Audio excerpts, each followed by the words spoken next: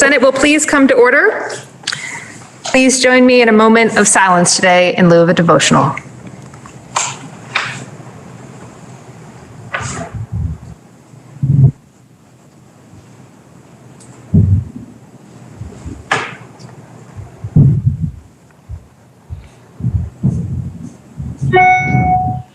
Thank you. Are there any announcements this morning? We have one Senate bill for introduction. S-131, an act relating to authorizing card check elections, introduced by Senators Polina and others. Please listen to the first reading of the bill. S-131, an act relating to authorizing card check elections. You've heard the first reading of the bill, and the bill is referred to the Committee on Economic Development, Housing, and General Affairs. We have three House bills for reference. H-430, an act relating to expanding eligibility for Dr. Dinosaur to all income-eligible children and pregnant individuals regardless of immigration status, introduced in the House on March 16, 2021. Please listen to the first reading. H-430, an act relating to expanding eligibility for Dr. Dinosaur to all income-eligible children and pregnant individuals regardless of immigration status. You've heard the first reading, and the bill is referred to the Committee on Health and Welfare. H-433, an act relating to the transportation program and miscellaneous changes to laws related to transportation, introduced in the House on March 16, 2021. Please listen to the first reading of the bill. H-433, an act relating to the transportation program and miscellaneous changes to laws related to transportation. You've heard the first reading, and the bill is referred to the Committee on Transportation. And finally, H-360, an act relating to accelerated community broadband deployment, introduced in the House on February 26, 2021. Please listen to the first reading. H-360, an act relating to accelerated community broadband deployment. You've heard the first reading, and the bill is referred to the Committee on Finance. This brings us to the orders of the day. We'll pick up with S-79. We have on the calendar for continued action S-79, which is referred to the Committee on Economic Development, Housing, and General Affairs, which reported it had considered the bill and recommended the bill be amended, and when so amended, the bill ought to pass. The bill was then referred to the Committee on Finance, which reported that the bill be amended as recommended by the Committee on Economic Development, Housing, and General Affairs, and when so amended, the bill ought to pass. The bill was then referred to the Committee on Appropriations, which reported that the recommendation of amendment of the Economic Development, Housing, and General Affairs be amended, and that when so amended, the bill ought to pass. The pending question is, shall the bill be amended as moved by the Senator from Windsor, Senator Clarkson? The Senator from Windsor, Senator Clarkson, is recognized. Thank you very much, Madam Chair. May I have permission to withdraw the amendment in yesterday's calendar and instead offer the amendment that's been circulated in the attachments by the Secretary? Without objection. Thank you very much. Yesterday's amendment kerfluffle was classic, and we were amending. We are intending to amend with the Senate Appropriations Committee agreement their report and ours in one amendment. When Senate Appropriations took out the money for the VHIP program, the Vermont Housing Investment Program, they took out the language for the program. And in this amendment, this substitute amendment, which you have today in your calendar, in the attachment from the Secretary, this puts the language back in. And I was a little ahead of myself yesterday because I was assuming that language had been put back in. So with this amendment, we put that language back in. We reestablished codifying the program, the money, as is off the case with Senate appropriations. The money is now on the wall for future consideration.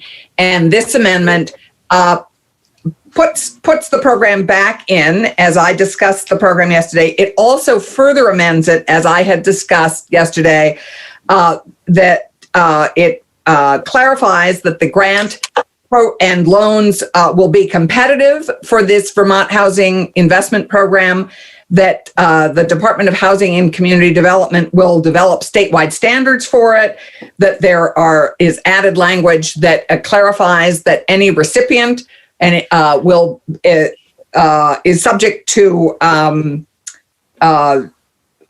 it being a part of public record. This is often the case with our grant recipients. They're generally publicly, that information is public. And it addresses, it clarifies that a state lien for a forgivable loan will be subordinate to a lien or first mortgage already in existence. And it has a report back from the Department of Housing and Community Development on the success, on the outcomes of the Vermont Housing Investment Program, and any future, their work, so that we can assess it going forward and in the future do any further appropriations in the future. And that is the amendment. It puts the Vermont Housing Investment Program back in, and it clarifies those pieces that I just explained again. Thank you, Madam President. Thank you, Senator. The question is, shall the Senate amend the bill as recommended by the Senator from Windsor and others? Are you ready for the question? So kindly unmute. All those in favor, please signify by saying aye. Aye. Those opposed, nay. No. No. The ayes appear to have it. The ayes do have it, and you've amended the bill as recommended by the Senator from Windsor and others. The question now is, shall the bill be read the third time? Are you ready for the question? The Senator from Chittenden is recognized. Thank you, Madam President. I just want to rise and state my appreciation for the fabulous report of the Senator from Windsor. But I also want to tell you a little bit of a backstory very quickly on this bill. We were looming 2 weeks prior to crossover, and we had been assuming that the House was going to deal with this bill. They came up terribly short, and facing the scheduling I saw in our committee, I saw no way to do a bill of this complexity, especially with the VHIP program being added. The Senator from Windsor lobbied me hard and pushed to say we've got to do this year, even though the House has let us down. And I said to her, okay, it's all yours. Go ahead and do it. And she did an incredible job getting it under the wire in really respectable shape. And Madam President, when the vote be taken, I request to be done by roll call. Thank you, Senator. The Senator from Windsor is recognized. Thank you, Madam Chair, and thank you, Chair. I would just like to address a question that was raised yesterday on the floor, if I may. Without objection, you may. The question that a senator asked was about whether subsidized housing was included in the inspection and registration. And the answer is yes, it is. Because all rental housing must be inspected if a tenant or landlord makes a complaint, even if it's subsidized housing. The Rental Housing Advisory Board did discuss this issue of whether affordable housing should be exempted in any way. The board had representatives from nonprofits and private landlords, as well as municipalities. Everyone felt that a small user fee to all property owners was the fairest way to fund the program. There are many varieties of affordable housing with subsidies and many varieties of ownership entities.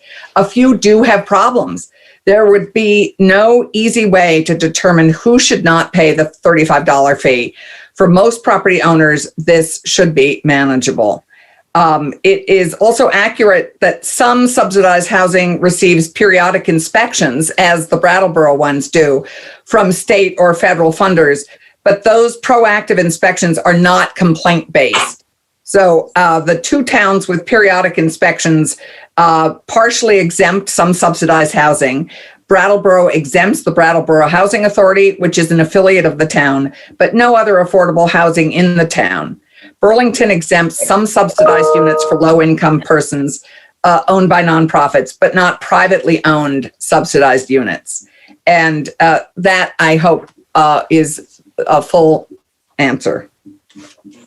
Thank you, Senator. The senator from Chittenden has requested a roll call vote. Are you ready for the question? So kindly unmute. The secretary is kindly asked to call the roll, and a reminder that the question is, shall the bill be read the third time? Senator Ballant. Yes. Senator Baruch. Yes. Senator Benning. No. Senator Bragg. Yes. Senator Brock. Yes. Senator Campion. Yes. Senator Chittenden. Aye. Senator Clarkson. Yes. Senator Collmore. No. Senator Cummings. Senator Hardy. Yes. Senator Hooker. Yes. Senator Ingalls. No. Senator Kitchell. Yes. Senator Lyons. Yes. Senator McDonald. Yes. Senator Mazza. Yes. Senator McCormick. Yes. Senator Nitka.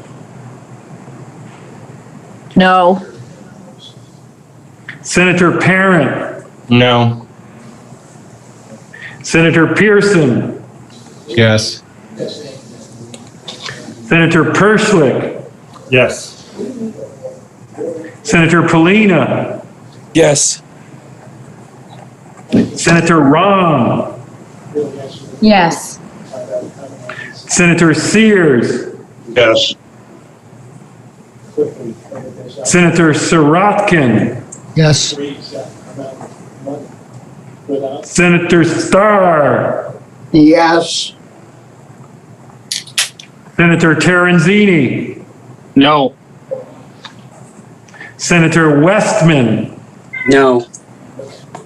Senator White. Yes.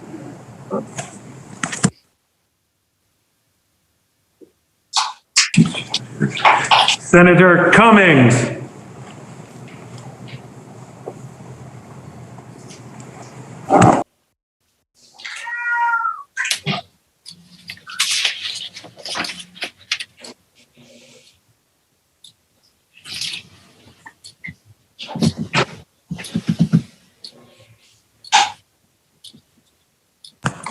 Please listen to the results of your vote.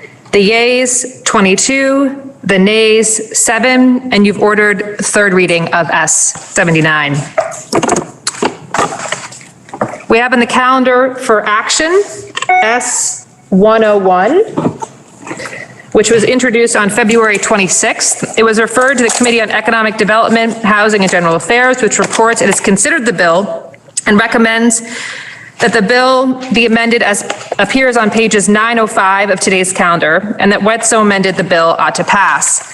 The bill was then referred to the Committee on Finance, which reports that the bill be amended as recommended by the Committee on Economic Development, Housing, and General Affairs, and when so amended, the bill ought to pass. The bill was then referred to the Committee on Appropriations, which reports that the recommendation of amendment of the Economic Development, Housing, and General Affairs Committee be amended as set forth on pages 906 of today's calendar, and that when so amended, the bill ought to pass. Please listen to the second reading of S101. S101, an act relating to promoting housing choice and opportunity in smart growth areas. The senator from Wyndham, Senator Ballant, is recognized for the report of the Committee on Health and Welfare. Thank you, Madam President. So S101 proposes to adopt multiple changes to promote housing choices and opportunities in smart growth areas. It updates the municipal and regional planning fund to allow grants to municipalities to assist them in modernizing their bylaws. And it extends the downtown and village tax credit program to neighborhood development areas. It trains developers to navigate the permitting process and removes the requirement for state water and wastewater permits where the municipality has already issued a permit. The bill is essentially a reworking and a slimmed down version of a bill that we passed out of this body last year, S237, which was our omnibus affordable housing bill. And that bill passed unanimously in the Senate last year. That bill sought to align state and local regulations to support housing in smart growth locations. Unfortunately, like we have heard many times on the floor this session, some of the work that we did last year was disrupted by the pandemic, and that was true of this bill as well. So what we sent to the other body was close to about 50 pages. This bill is a much slimmed down version. It's closer to 15 pages. It's really honing in on the work that is needed to really revitalize housing development in the downtown areas. I just want to remind everyone, the reason why we're continuing to do this work is we still have a critical housing shortage, and we are trying to get at this through several different avenues, and this is one of those. So S101 responds to concerns that we heard from the other body, and this bill is consistent with recommendations from the administration and others to provide resources and tools to help towns update their zoning regulations. It does not contain any mandates. That's a difference from what we considered last time. The bill takes an incentives-based approach to bylaw modernization in smart growth locations. And you may ask, why take this approach? Why have we decided to not take the avenue of trying to impose mandates? It's because what we realize is many communities and their bylaws and zoning choices are really rooted in decades-old thinking about development. And it can make it very difficult for us to achieve a wide range of policy goals that many of us in the Senate support, those being smart growth principles, creating more affordable housing, which, as I said, we desperately need, adapting to climate change, creating a more inclusive downtown development scheme, and basically creating more welcoming communities that people want to live in. So to overcome the challenge, DHCD and its many partners, including VHCB, AARP Vermont, the Vermont Realtors, they developed some guidance and training to help towns make incremental change in zoning bylaws. And that guidance was released last summer and was well received by many in the planning community and was very well received in my hometown of Brattleboro. And so what we noticed is when we are able to give guidance to municipalities around issues of updating their bylaws, modernizing the plans, they're really able to help address this critical housing shortage. So Brattleboro responded by passing temporary bylaws and using money that we provided through the CARES Act.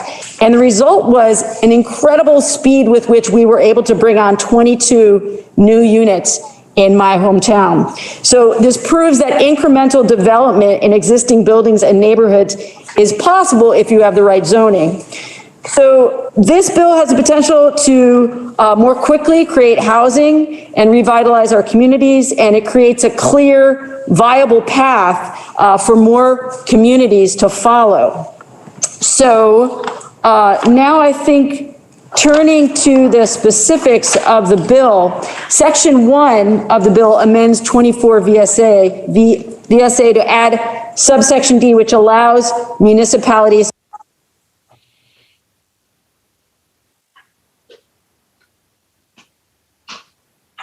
We just can't hear you. You're muted. We lost you. Okay, Thank you so much. If I could inquire, at what point did you lose the thread? Section by section, as you started the section by section. Thank you so much, Madam Majority Leader. We did not get any indication here that the feed was lost, so I will back up. Thank you so much for flagging that. Madam President, now turning to the specifics of the bill. Section 1 of the bill amends 24 VSA to add subsection D, which allows municipalities to access money through a special grant available for municipalities to specifically assist with bylaw modernization. Section 2 spells out the bylaw modernization grants program. So A creates the grant program and makes money available to municipalities for this assistance. The money will come from the already existing municipal and regional planning funds and any other monies that are then appropriated for this purpose. B outlines that the disbursement of grants will be through Vermont Department of Housing and Community Development through a competitive process to make sure that all regions and municipalities, regardless of size, can apply. And this has been an important component of all of the work that we've done on housing to make sure that all regions of Vermont, all of your home communities can take advantage of this program. Funds will be dispersed through this program to update bylaws, and they have to meet the goal of this section. These funds can be used for mapping, costs of regionally planning commission staff, or consultant costs, or any other approved expenses. So to be eligible for the funds, your municipality has to adopt bylaws that support a neighborhood development pattern that is pedestrian friendly, has to be consistent with smart growth principles, have to commit to bylaws to increase housing choice and opportunity in unconstrained water and sewer service areas. It has to commit to housing choice and opportunity that are located outside important natural resource areas and flood hazard areas and river corridors and are suitable for infill as defined in the Vermont Flood Hazard Area and River Corridor Rule.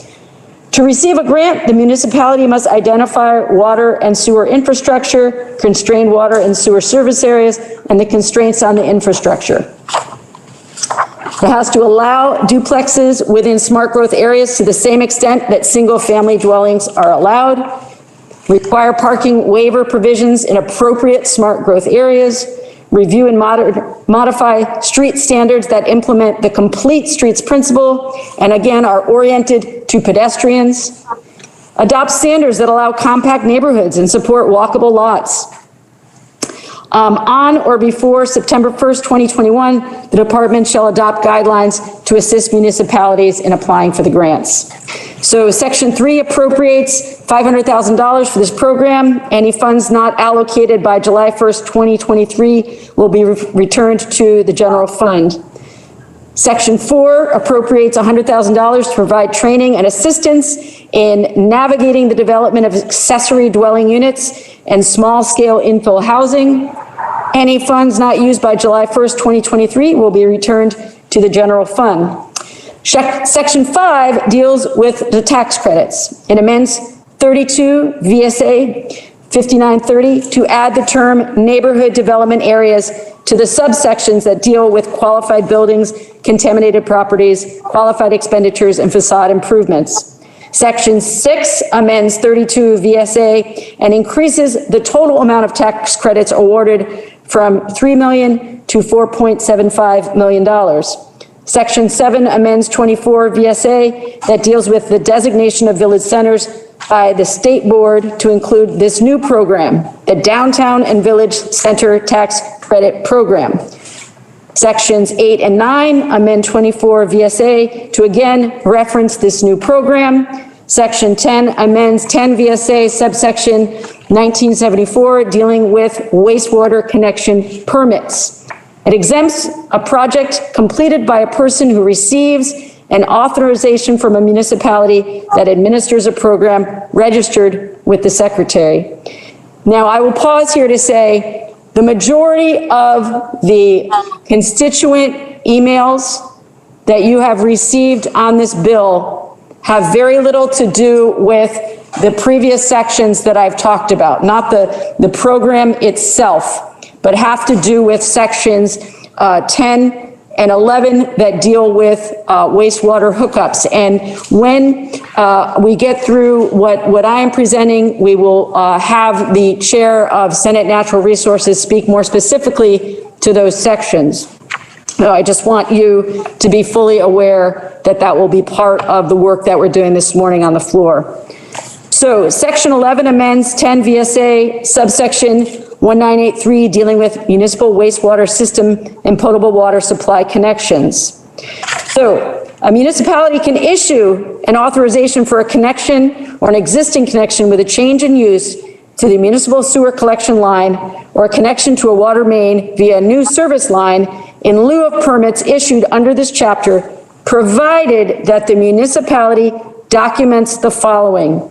The municipality owns or has legal control over connections to a public community water system permitted pursuant to Chapter 56 of this title, and over any connections to a wastewater treatment facility permitted pursuant to Chapter 47 of this title.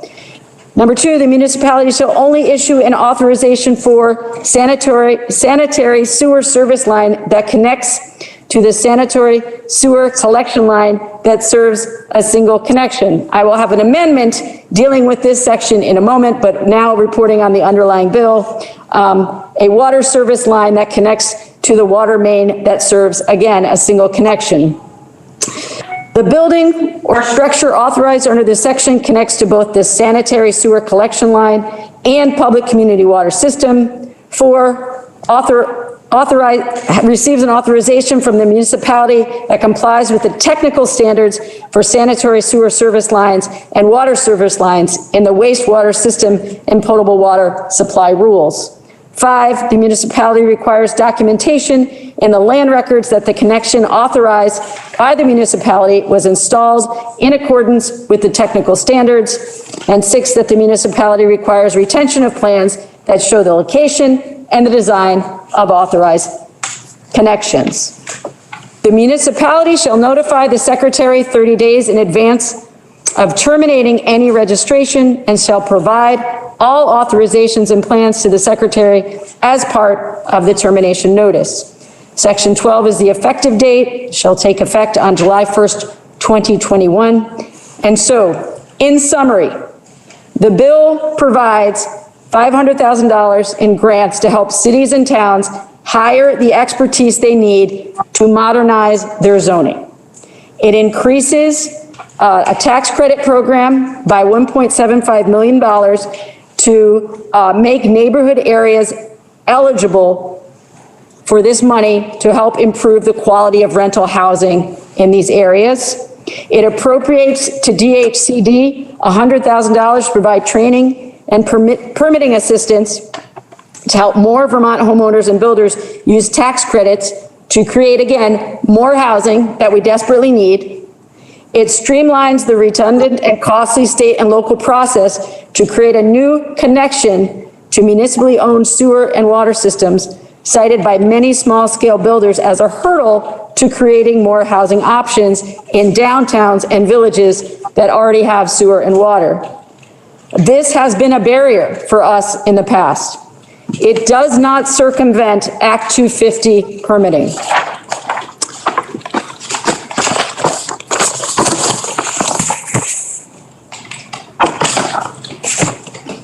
My apologies, just looking for all of my notes.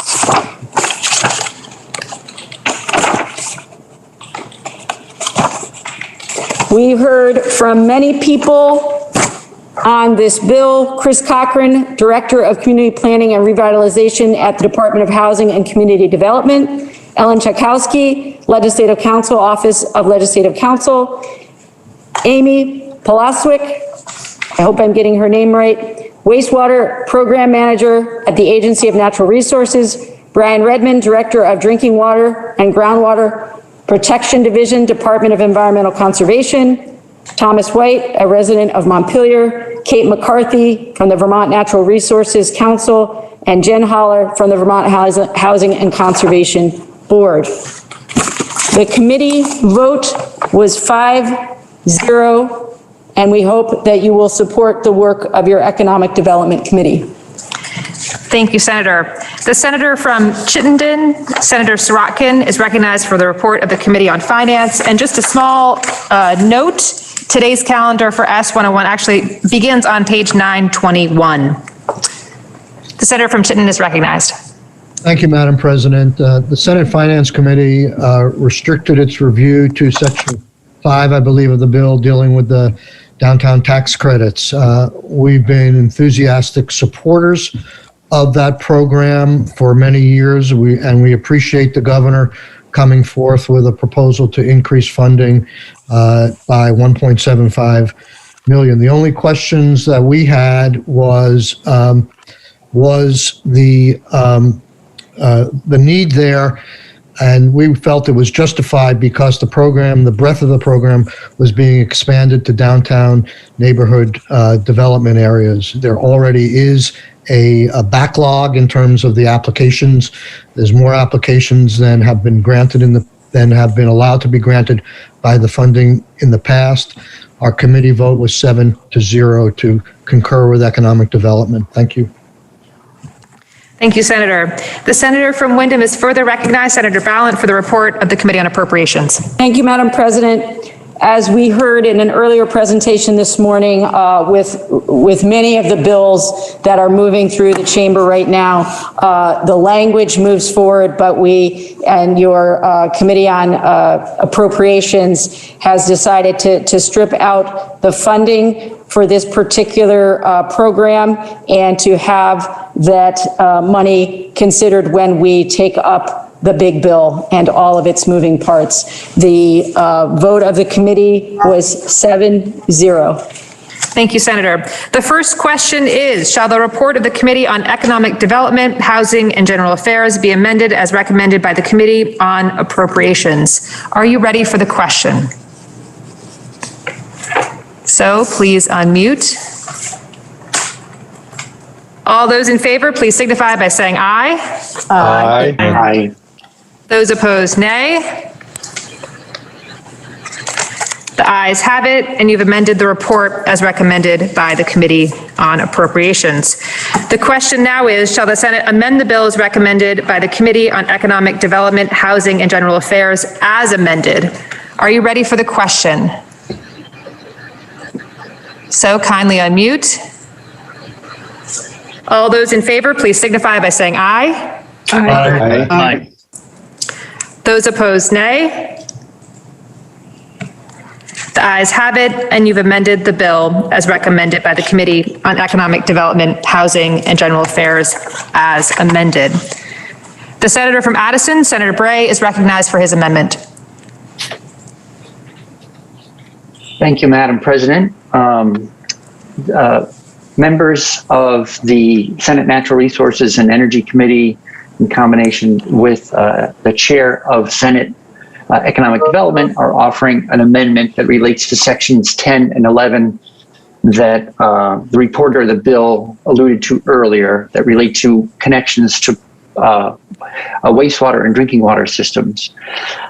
And so, I think in the time I've been in the legislature, I can't really think of a bill that generated more email related to the bill, but not actually related to something that the bill itself does. And so I'd like to sort through what's in the bill and what's not in the bill, as all of us have been receiving a blend, I think, of emails around, and I'd like to sort that out. So Section S101, Section 10 and 11 offer interested municipalities the opportunity to issue permits for connections between homes and businesses to municipal water systems, both drinking water and wastewater.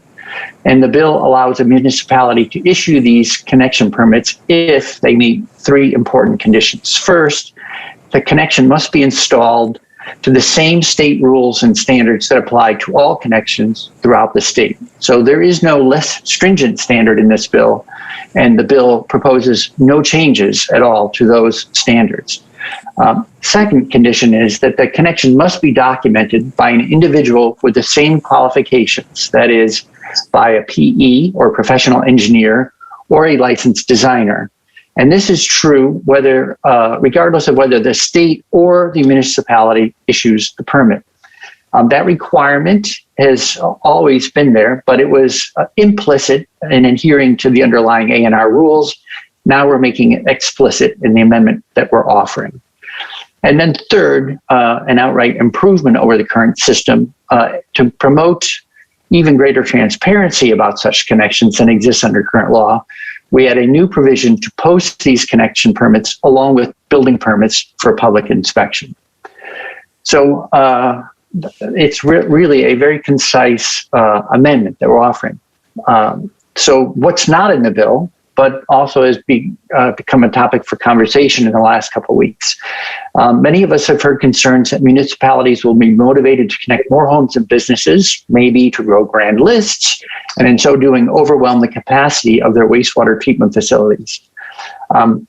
The capacity of all wastewater treatment facilities is regulated under EPA provisions delegated to the Agency of Natural Resources, and the wastewater treatment facility is regulated through what's called a NEPDES, or National Pollutant Discharge Elimination System permit. The NEPDES permits are unchanged, and they're not part of S101, and they're unaltered by the bill. So the earlier mentioned rules and standards that must be considered when making either a new connection or altering an existing connection, for instance, in a case of change of use, they are controlled by the NEPDES permit, and the NEPDES permit is unchanged. Second thing people may have heard about is combined sewer overflows. So many wastewater and stormwater systems are quote unquote combined systems. That is, the wastewater from homes and businesses travel in pipes that also receive stormwater, such as the water captured by the storm drain grates sliding the roads of many urban and suburban communities. A combined sewer overflow, CSO, occurs when there is sufficient volume of stormwater added to the combined system that the total volume of septage plus stormwater exceeds the engineered capacity of the wastewater treatment facility.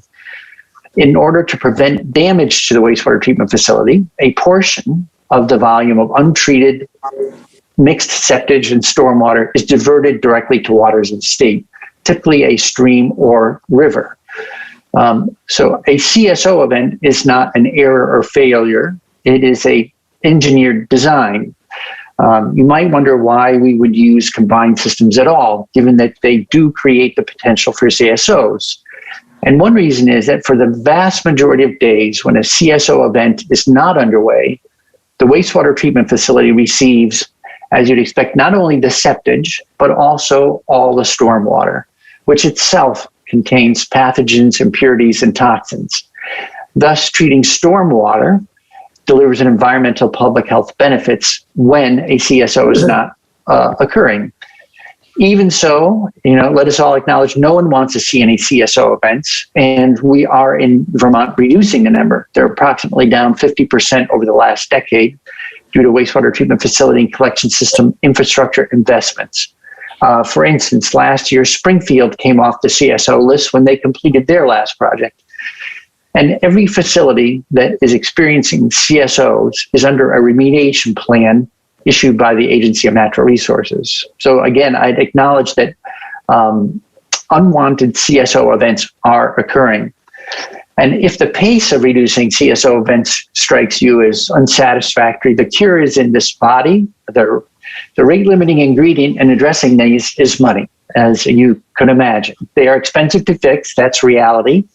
And I think we would all like to move faster. And in fact, Senate Natural Resources and Energy this week had our congressional delegation in to talk with them about opportunities for increased funding for two major committee priorities, weatherization and wastewater and stormwater infrastructure. So if there ever a moment in time to find more funds, I think this may well be it. In addition to raise the profile of this issue and work across committees, we also just had a joint meeting with the Lake Champlain Citizens Advisory Committee that brought together Senate Agriculture, Appropriations, Natural Resources, and Transportation. So The emails that have been coming in have highlighted a genuine concern shared around the state, and we're responding. Finally, I would just want to also put CSO events into scale. The city of Rutland, for instance, which experiences CSO events, discharges approximately 1 billion gallons of, processes and discharges 1 billion gallons each year from its wastewater treatment facility.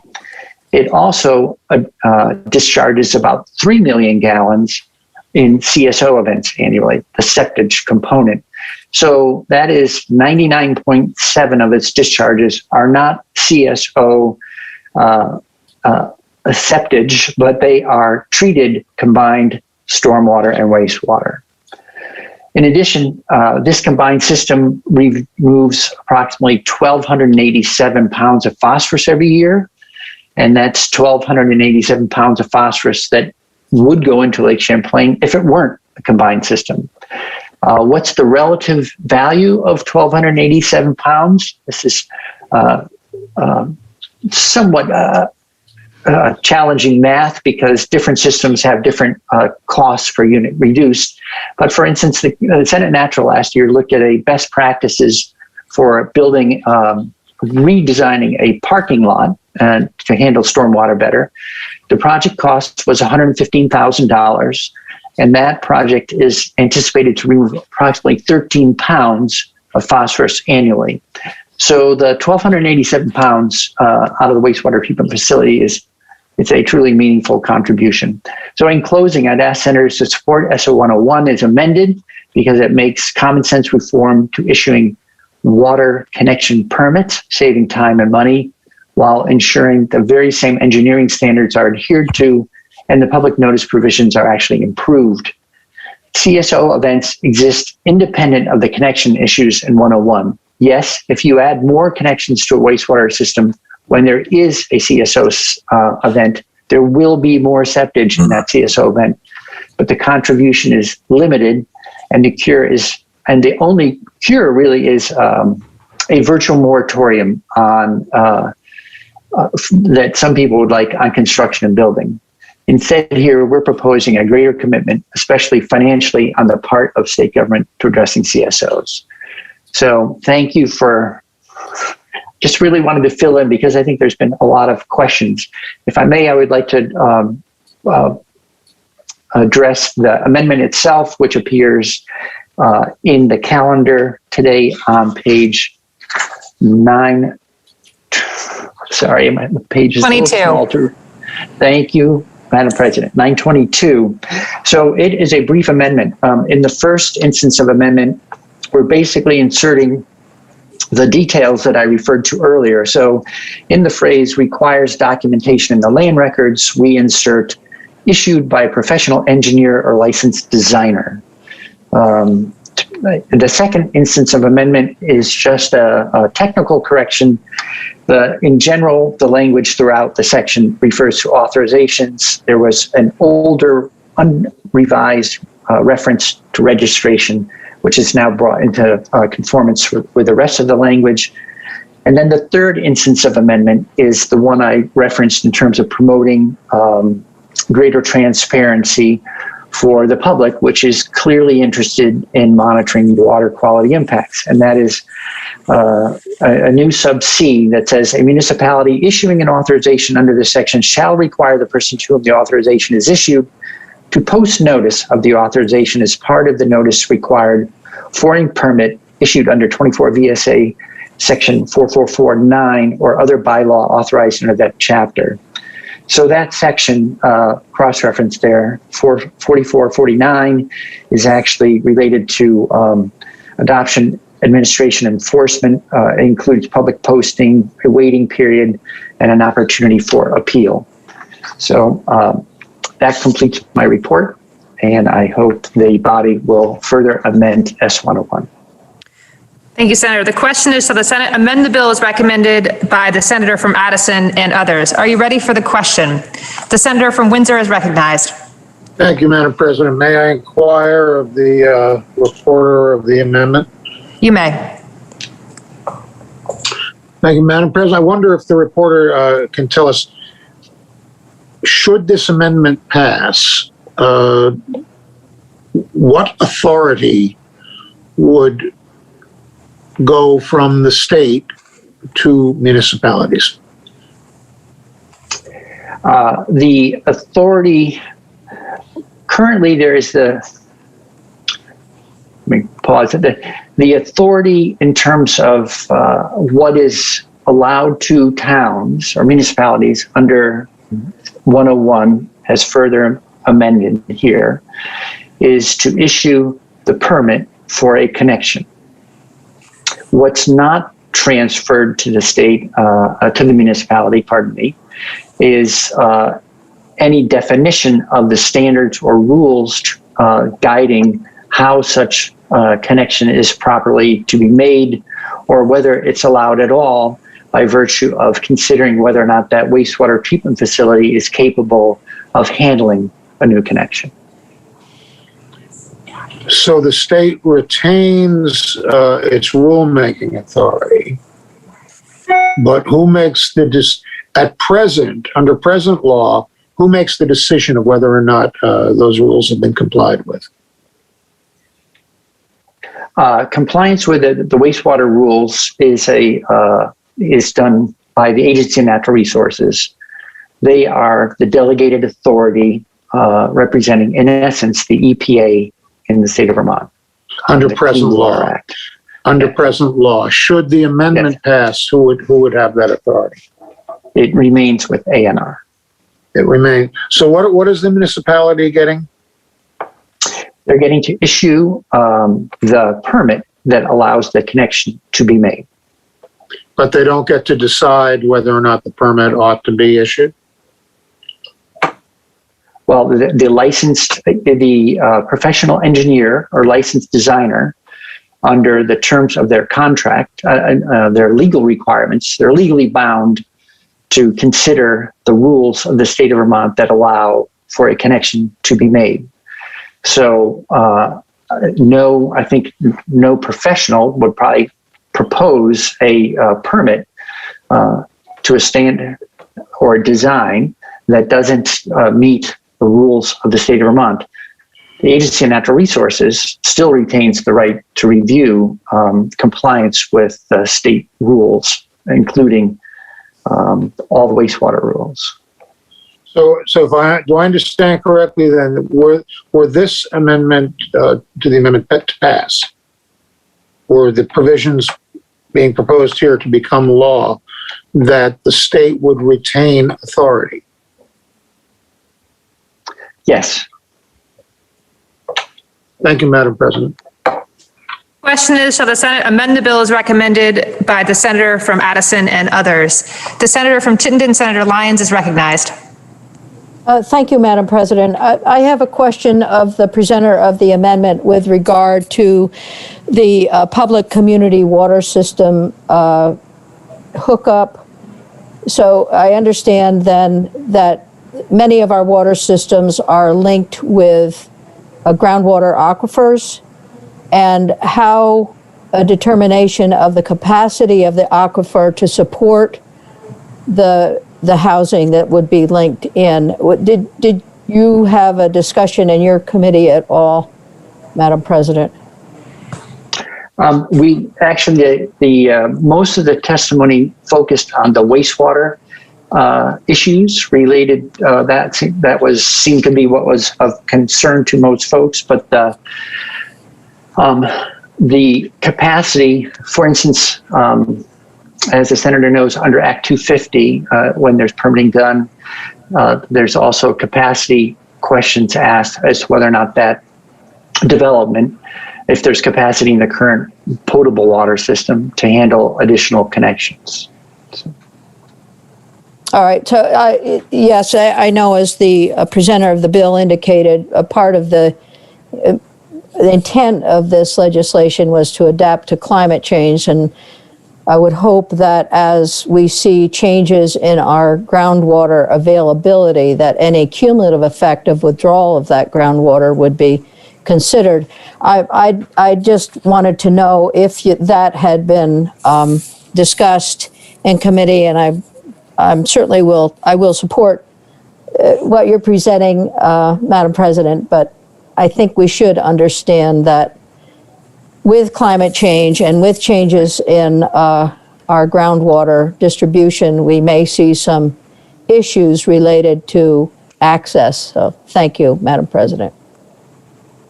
The senator from Chittenden, Senator from Addison is recognized. Just to respond, thank you, Senator from Chittenden, for your comments and concern. The Senate actually voted through a bill last session to address surface water and groundwater, and to actually take steps in this direction to inventory them and their use in order to better manage them going forward. So we appreciate the comment, and the Senate has happily already taken a step. That working group just began. It's had its first meeting 3 weeks ago, and will deliver a report to the legislature at the end of this year. The senator from Chittenden, Senator Sirotkin, is recognized. Thank you, Madam President. I just want to make sure we're understanding what we're voting on here. The Economic Development Committee had made the decision last year to allow for, to try and prevent duplication of permitting between the state and local municipalities. That went through the Senate unanimously. This year, we were presented by the League of Cities and Towns to allow for that, not only for single hookups, but for multiple hookups. We agreed, we put that in our bill, but as we did last year, this is clearly within the purview of the Natural Resources Committee. So we voted out the multiple hookups. My understanding of the amendment before us is that Natural Resources has suggested tightening up our language somewhat to promote greater water quality and oversight, but it doesn't change the underlying decision that we made and that they apparently concur with, to allow these hookups to occur. And our committee, sorry, drawing a blank on this, but I'm pretty sure our committee voted unanimously to concur with the proposal of amendment that's being put forth by the Natural Resource Committee, or at least its chair. Thank you. Senator, are you asking to inquire of the reporter, or? No, I was just making a statement, Madam Chair. Thank you. Thank you. The question is, shall the Senate amend the bill as recommended by the senators from Addison and others? Are you ready for the question? So please unmute. All those in favor, please signify by saying aye. Aye. Those opposed, nay. The ayes have it, and you've amended the bill as recommended by the senator from Addison and others. The senator from Franklin, Senator Perrin, is recognized for his amendment. Thank you, Madam President. Point of order, Madam President. The senator from Addison is recognized. Yes, I wanted to inquire, using in terms of referencing our own Senate rules, which are designed, you think of them as protecting the minority, but they also, I think, at heart, try to protect our process on the floor. And with all due respect, I think we're about to hear material that we're not well positioned to hear. I would like to ask that this amendment be challenged under Mason's Manual of Legislature Rule 402 that requires that amendments be germane. The senator from Addison has raised a point of order. The